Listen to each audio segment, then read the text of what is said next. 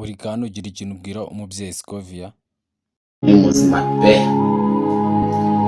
Scovia ngiye ujye unyemerera nkwitire mama.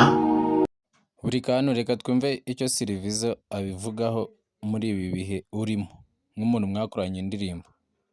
Reka bakuvuga bavuge bafite igihe nibizavugwa niwabyumvuza ceceke kuko Imana yakuvuzeho bataravuga.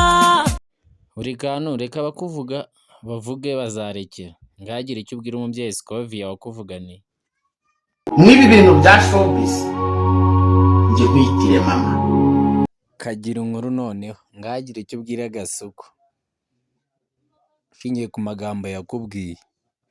Nabiregana abantu twasize kandi nge sinshobora gutera ibuye umuntu uri inyuma yanjye wumva naramusize mba niyirukira. Nzakuvuge wowe nsigaye urabizi neza ko nsigaye nkurenzeho. Urabizi neza ko nge nawe tutakiri level. Umva icyo Silvizo abivugaho mu ndirimbo ya Theo bose babireba. Reka bakuvuga bavuge bafite igihe nibizavugwa niwabyumvuza ceceke kuko Imana yakuvuzeho bataravuga kandi ikindi yakumenye ukiruso. None se Miki nicyo wabwira itangazamakuru ry'iyi minsi muri showbiz nyarwanda?